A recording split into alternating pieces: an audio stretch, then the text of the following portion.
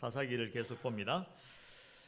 이런 질문을 한번 해보려고 합니다. 우리는 영웅을 기다립니다. 영웅을 기다립니다. 그래서 영웅이 나타나면 기대합니다. 그러나 또 반대로 기대가 크기 때문에 때로는 실망하기도 합니다. 어떻게 실망합니까? 그 사람이 정말 멋져 보였는데 알고 보니까 뒤로 호박씨를 깠더라, 뭐 이런 이야기 있잖아요. 알고 보니까 비도덕적인 사실이 폭로되는 것입니다. 그때가 되면 기대가 컸던 만큼 더더욱 분노하고 실망하고 하는 그런 경우가 있죠. 그래서 무지막지한 댓글을 답니다. 요즘 대한민국에서 무지막지한 그 엄청난 댓글 폭탄을 맞는 사람 1번이 누군지 아세요? 홍명보. 난리가 났어요. 성도 여러분들, 오늘 성경의 기도원이 그런 모습입니다. 성경을 잘 보기를 원합니다. 오늘 본문에 보면 기도원 하면 우리가 생각나는 게 무엇입니까? 기도원의 300용사가 생각나죠. 기도원이 그 300용사를 가지고 미디안을 다 무찔렀어요. 민족의 영웅, 민족의 구원자가 되었다는 것입니다. 그런데 오늘 성경은 그런 기도원의 말년에 대해서 기록을 합니다. 여러분, 마지막이 아름다워야 진짜 아름다운 거죠. 잘 하다가 마지막에 이상해지면 그 참 인생이 이상해지는 것입니다. 근데 기도원은요, 그 마지막이 별로였어요. 근데 성경은 그 별로인 그 마지막 그 기도원을 아주 뭐라고 할까요? 그냥 있는 그대로 맨 얼굴을 그대로 폭로하게 됩니다. 그 내용을 보도록 하겠습니다. 우리 오늘 읽진 않았지만 사사기 8장 29절부터 31절 다시 봅니다. 사사기 8장 29절로 31절 교독합니다. 요아스의 아들 여룹발이 돌아가서 자기 집에 거주하였는데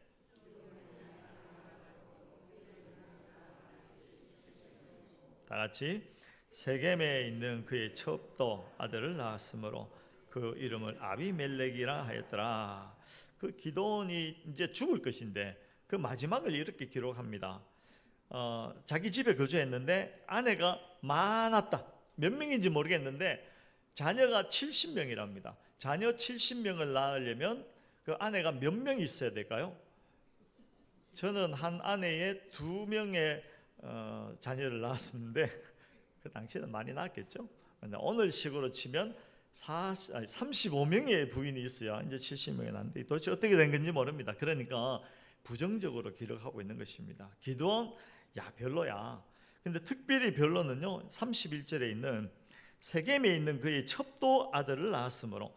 여러분, 아내가 여럿 있는데 또 그 중에 첩을 이야기합니다.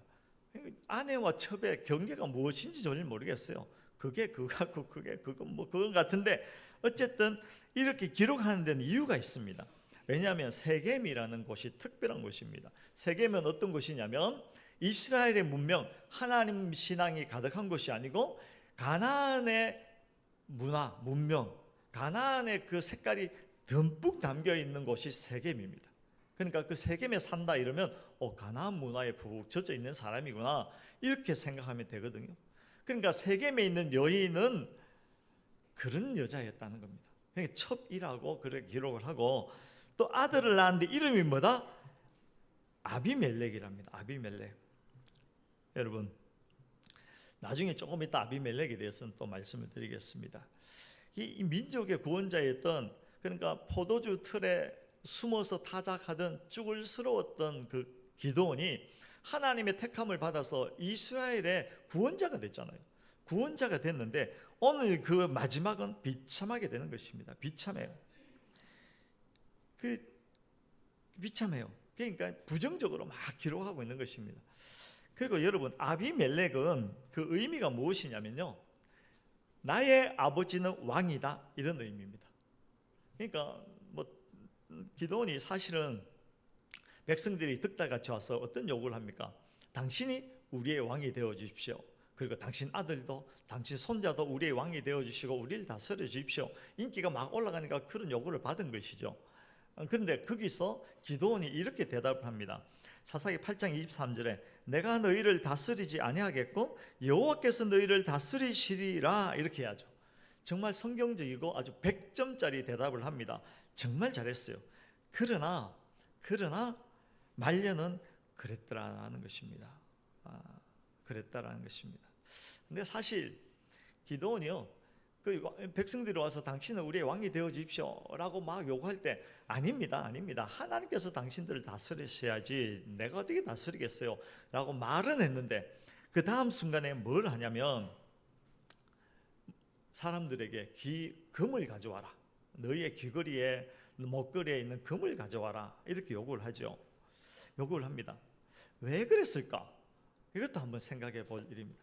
어쨌든 아들의 이름을 아비멜렉 이렇게 지으면서 나의 아버지는 왕이다 라고 이렇게 딱 이름을 그냥 박아놓고는, 다른 말로 말하면 그 아들 봐, 아들 이름이 아비멜렉이야, 고로 내가 왕이야, 이런 이야기를 계속 하는 것입니다. 왕노릇 하는 것이죠. 왕노릇.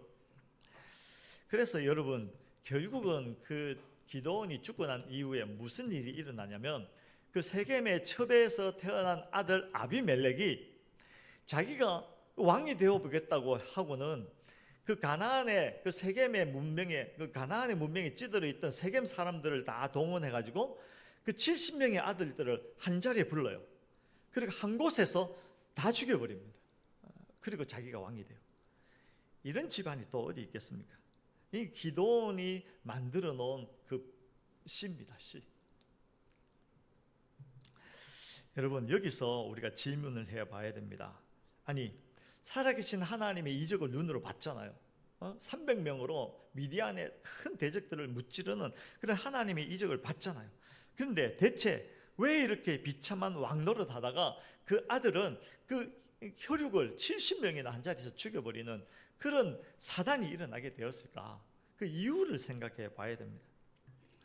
그 이유를 성경은 분명하게 이야기하고 있습니다. 사사기 8장 27절입니다. 우리 다시 한번 읽어보도록 하겠습니다. 시작.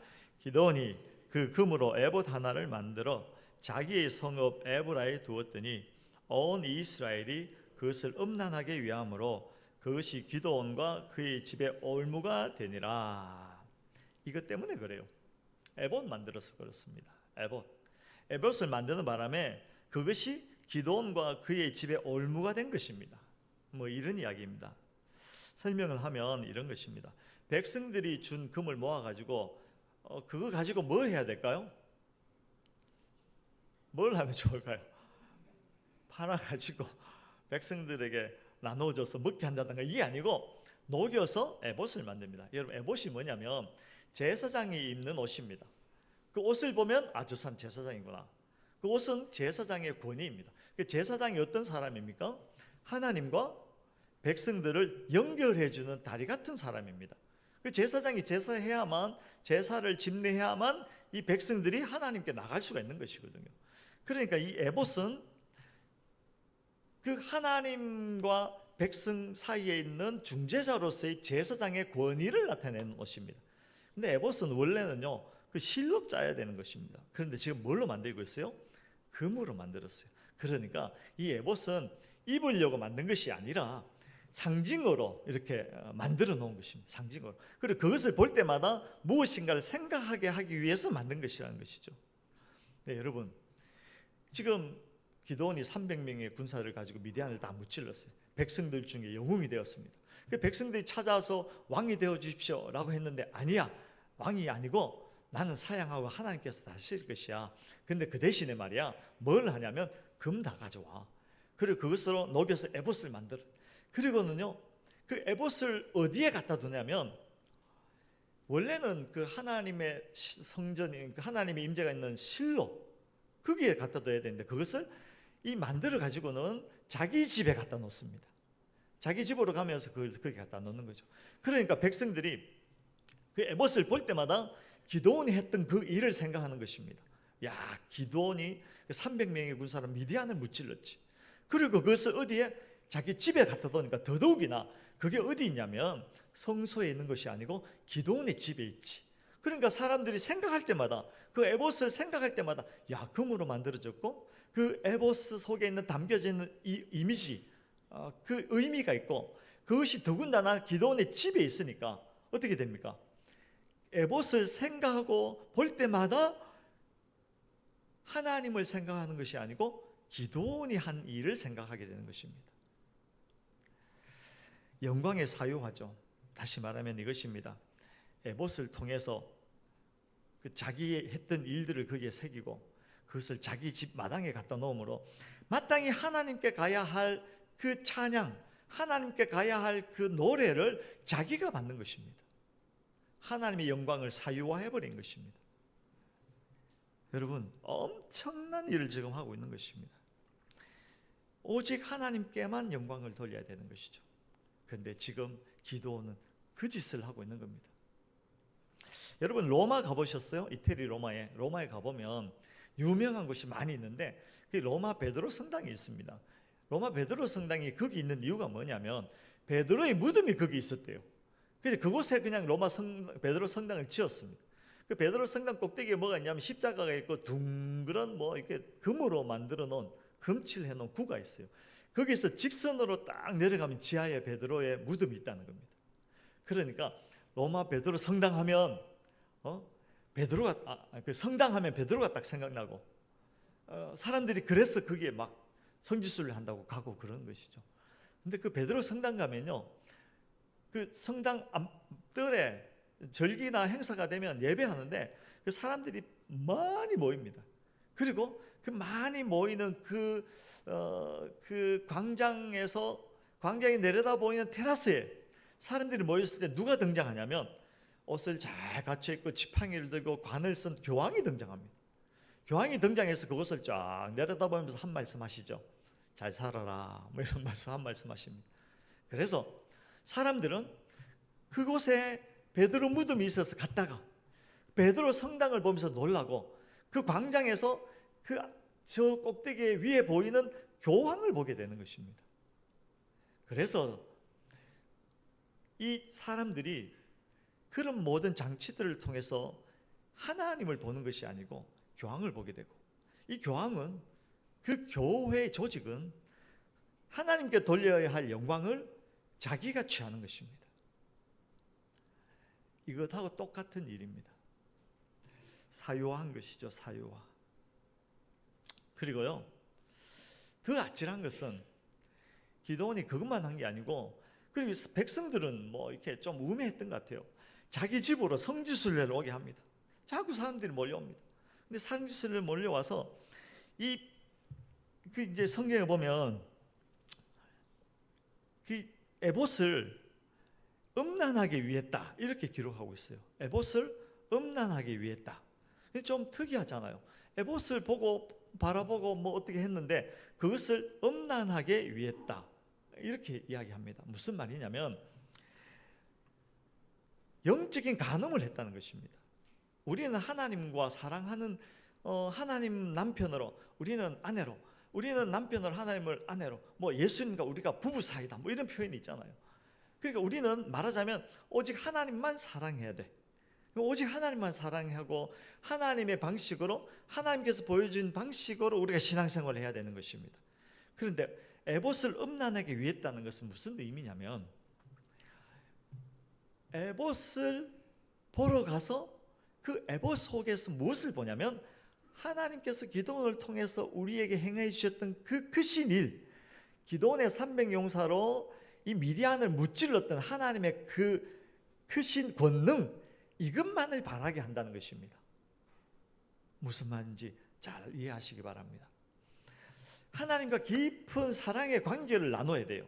인격적 교제를 해야 됩니다. 그 인격적으로 하나님을 사랑하고 하나님의 말씀을 듣고 그것에 순종하는 것이 우리 신앙인의 바른 신앙 태도입니다. 그런데 에봇을 보면서 항상 무슨 생각을 하냐면 내가 지성이면 감천이라고 지성을 다하면 미디안의 300용사 그 하나님의 권능, 하나님의 크신 일을 오늘 우리에게도 부어주실 것이야 라는 것만 생각하게 한다는 것입니다. 영적인 간음입니다. 왜냐하면 그런 생각들은 주로 누가 했냐면 바알 신앙을 가진 사람들이 그렇게 했어요. 가나안 신앙을 가진 사람들이 다 그렇게 했던 것입니다. 바알 섬기고 가나안 섬기고 했던 사람들은요, 그 바알과 친밀한 관계, 사랑의 관계, 인격적 관계 그거 생각 안 해요. 그거 안 하고 뭐 하냐면 그저 지성이면 감친이라고 바알에게 제물 드리고 막 그냥 제사하고 해서 바알을 잘 구슬러 가지고 비를 내려주게 하는 거, 이게 목적이었거든요. 그러니까 에봇을 보러 와서 사람들이 하나님과 인격적 교제를 하는 것이 아니고 그저 가나안식으로 하나님 내가 지성을 다했으니까 이 에봇 앞에 가서 절하고 거기서 제사하고 했으니까 하나님 나에게 이 뭔가를 내려주십시오. 기도원의 300용사 있잖아요. 그거 화끈하게 한번 해주십시오. 내 문제와 내 어려움을 하나님 한 방에 날려주십시오. 내가 제사 열심히 했잖아요. 이게 바알식이거든요. 하나님을 믿는다라고 하는 사람들이 하나님식이 아니고 바알식으로 믿어버리니까 이 성경은 그것을 음란이다 이렇게 표현하는 것입니다. 영적인 음란입니다. 영적인 음란입니다. 여러분, 우상숭배의 본질이 그것이잖아요. 내 삶을 하나님의 말씀을 따라서 변화시키고 하나님의 말씀을 순장해 나가고 내가 점점 성화되어져 가고, 이것이 신앙의 어떤 우리의 삶의 방식이고 본질인데, 그저 하나님을 그냥 자판기처럼 이제 여기고 자판기 흔들고 그러면 안 된다. 그 영적인 간음이다. 근데 이스라엘 백성들에게 그 일을 하게 만든 게 누구냐면 기드온이라는 겁니다. 에봇 만들어가지고 그 금으로 만들어가지고 번쩍번쩍하게 해서 자기 집에 갖다 놓고 사람들이 거기 와서 뭐 성지순례 하듯이 왔다 갔다 하면서 그저 머릿속에 기드온의 300용사 기드온의 300용사 그만 엎조리고 가게 하는 이 일을 용인했다는 겁니다. 기드온이 정말 안타까운 일을 한 겁니다. 여러분, 이 성경에 보면 그와 비슷한 일이 또 있었죠. 모세의 노뱀 아십니까? 광야에서 이스라엘 백성들이 불뱀에 물려서 다 죽게 생겼어요. 그때 하나님께 기도했더니 하나님께서 노뱀을 만들어라. 그리고 그것을 짱대에 달아서 높이 들고 있으면 사람들이 그걸 쳐다보면 살고 아니면 죽는다 라고 말씀하셨어요. 사람들이 많이 쳐다봤어요. 쳐다봤더니 그만 다 나은 것이죠. 그 이후로 사람들이 그랬으면 뭘 해야 돼요? 아이고 하나님 사랑합니다. 정말 하나님만이 참신입니다. 하나님을 찬양합니다. 이래야 되는데 그건 잊어먹고 그 노뱀을 갖다 놓고 이제 섬기기 시작합니다. 노뱀 앞에 가서 제사하고, 노뱀 볼 때마다 무슨 생각합니까? 그때 뱀에 물려서 죽게 생겼는데 이 노뱀 쳐다봤더니 살았더라. 오늘날도 내 문제가 이렇게 심각한데 이 노뱀 쳐다보면 사는 거 아니야 하면서 가난식의 신앙생활을 하는 것이죠. 영적 간음입니다. 영적인 간음입니다. 신앙생활은 어떻게 하는 거냐면 하나님과 친밀한 인격적 교제를 하는 것입니다. 하나님을 사랑하는 것이죠. 나에게 생명 주신 그 하나님의 사랑을 깊이 이해하고 그 하나님을 노래하고 찬양하고 그 하나님의 말씀을 금과 옥조로 여기고 그 말씀에 비추어서 내 삶을 변화시키면서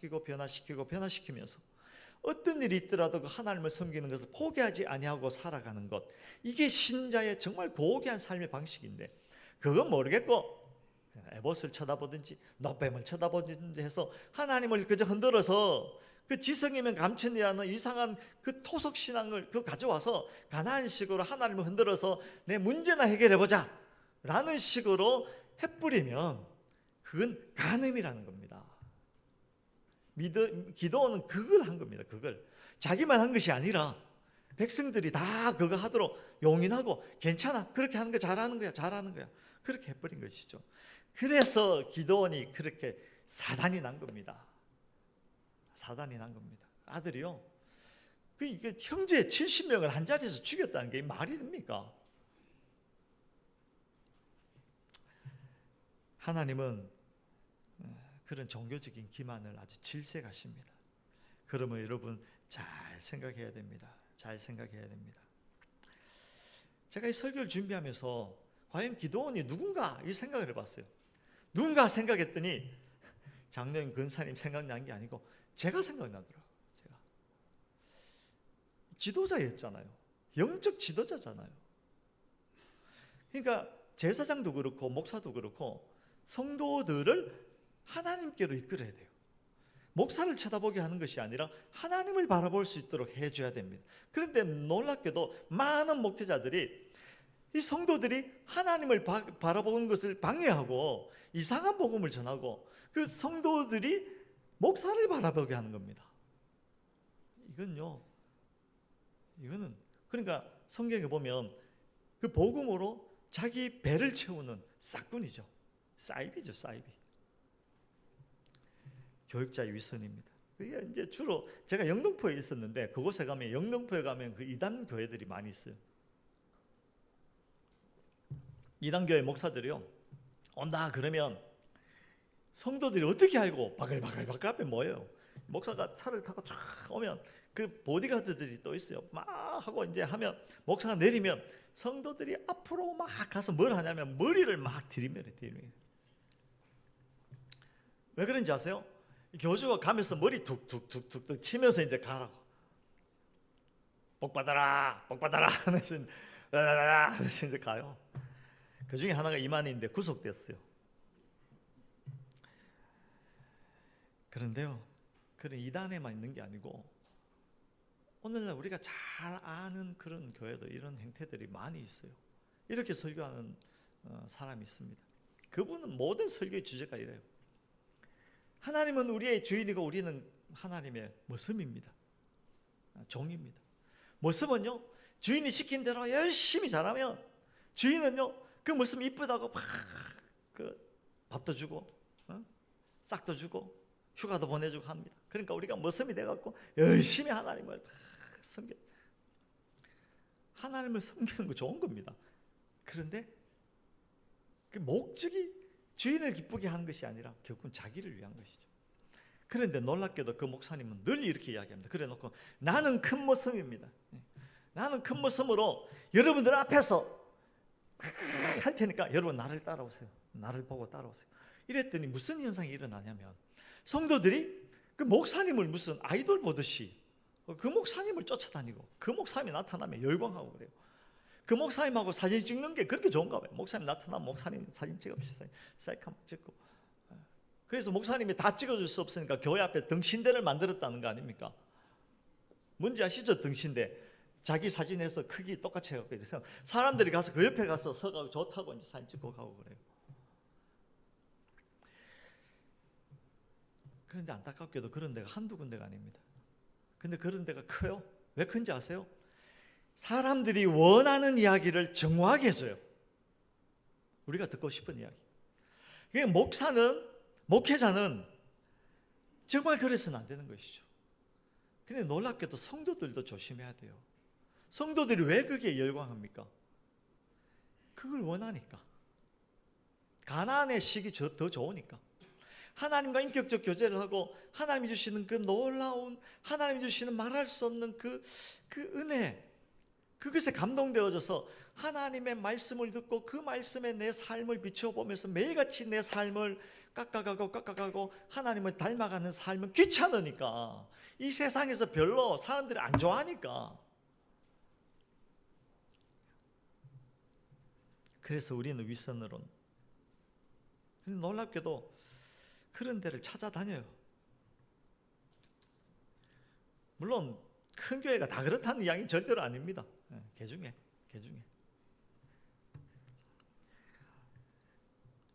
그러므로 여러분 정말 조심해야 돼요. 목사가 먼저 조심하고 여러분들도 조심하셔야 돼요. 정말 성경이 무엇을 이야기하는지, 하나님께서 우리에게 무엇을 원하시는지, 하나님의 그 영광, 그 풍성한 삶을 누리는 삶이 무엇인지를 좀 잘 이해하고 그런 삶을 살도록 정말 수준 높은 성도로 살기를 간절히 원합니다. 그런데 성경 보니까 다 기도원 같지는 않더라고요. 바울이 있어요. 우리 신앙의 선배 바울이 감옥 속에서 이런 고백을 했어요. 빌립보서 1장 22절입니다. 내게 사는 것이 그리스도니 죽는 것도 유익함이라. 그러나 만일 육신으로 사는 이것이 내 일의 열매일진데 무엇을 택해야 할지 나는 알지 못하노라. 살아도 좋고 죽어도 좋다. 그저 그리스도가 존귀 된다면 그게 사는 것도 죽는 것도 다 나에게 유익이다. 이런 놀라운 고백을 합니다. 그러면서 만일 육체로 사는 것이, 내가 죽지 않고 살아가는 것이 내 일의 열매, 그러니까 사명자로 살아가는 것이 내 삶의 열매라면, 정말 이 땅을 살면서 주님과 교제하면서 주님의 주신 사명을 기뻐하고 그것을 위하여서 살아가는 것이 내 삶의 열매라면, 죽어야 되나? 살아야 되나? 죽어도 좋고 살아도 좋은데 살아야 되나? 뭐 이런 이야기 하는 겁니다. 여러분, 진짜 하나님과의 깊은 교제, 그리고 하나님께 주시는 그 놀라운 영광, 기쁨, 평안, 소망을 우리 심령 속에 깊이 새기게 되면요, 삶과 죽음을 초월합니다. 세상을 초월합니다. 세상이 아무리 나에게 바보야 너 예수 믿고 변한 게 뭐 잘난 게 뭐냐라고 아무리 조롱해도 그저 웃어줄 수 있어요. 허허허, 네가 진짜를 몰라서 그래. 네가 진짜를 몰라서 그래. 우리는 삶과 죽음을 초월할 수 있는 위대한 존재들입니다. 내 인격과 삶 가운데 예수를 드러내는 것이죠. 근데 오늘 사사기는요, 사실 여기서 이제 끝이 나잖아요. 기도원의 이야기는 끝이 납니다. 기도원이 잘했다가 그 끝이 비참하게 끝납니다. 하나님 자리에 자기가 앉았으니까 얼마나 비참하고, 자기 아들이 그 아들 70명을 싹 죽여버렸으니까 얼마나 비참합니까?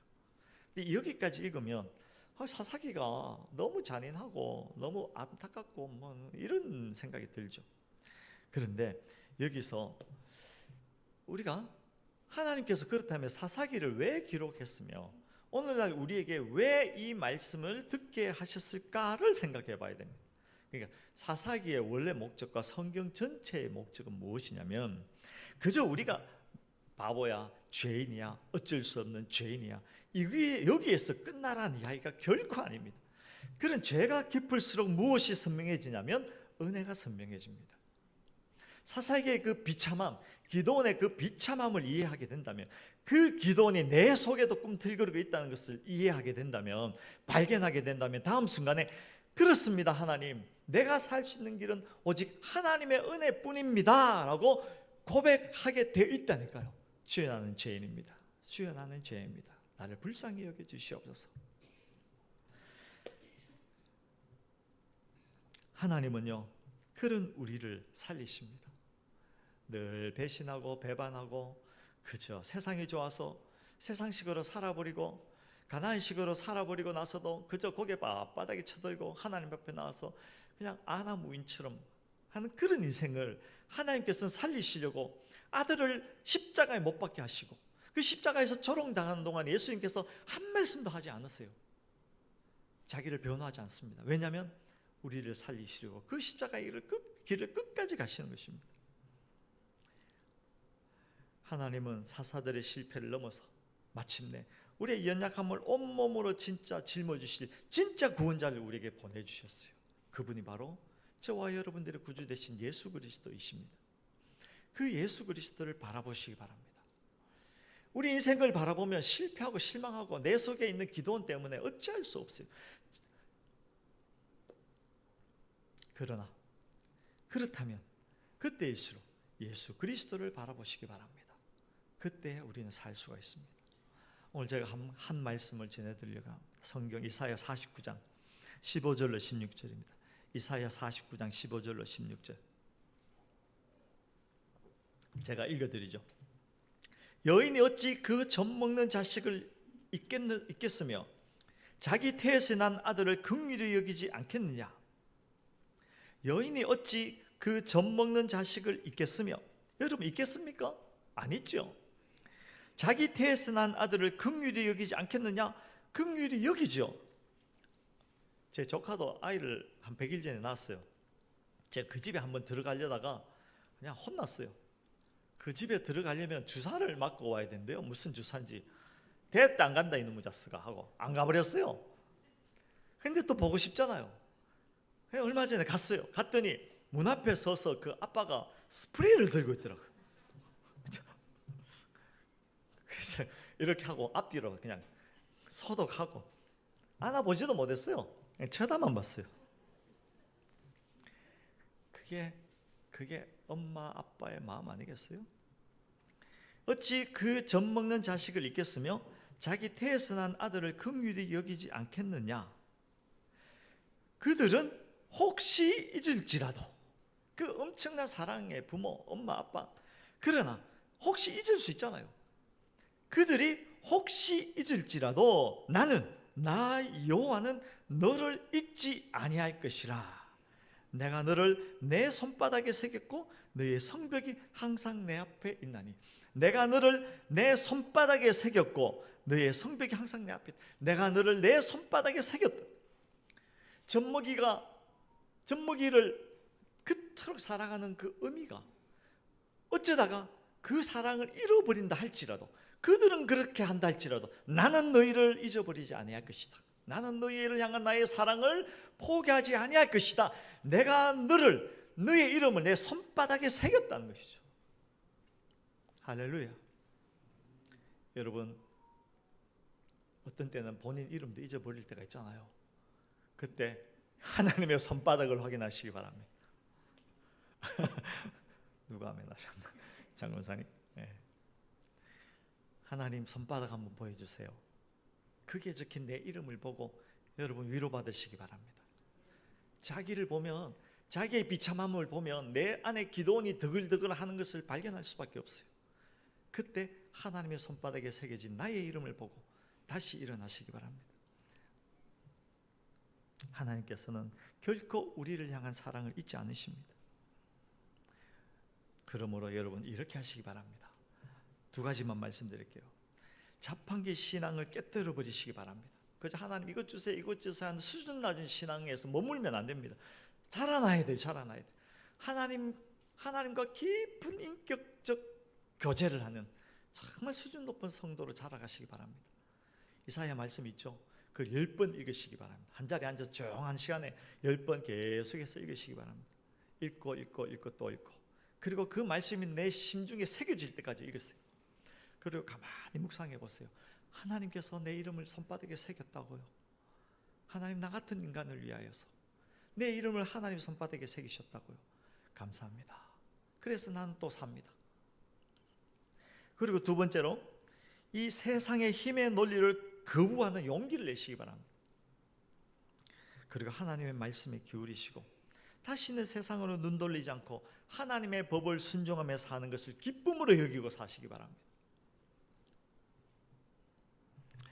우리는 내일 또 넘어질지 모르는 연약한 존재들입니다. 그러나 하나님을 바라보고 예수 그리스도를 바라보고 끊임없이 그 말씀을 내가 묵상함으로 내가 어떤 존재인지 확인하고 내가 얼마나 영광스러운 존재인지를 확인하고 그 성도답게 성도의 빛나는 영광을 잘 드러내며 멋지게 사시기를 주의 이름으로 축원합니다. 아멘. 우리 찬양하겠습니다. 그럼에도 불구하고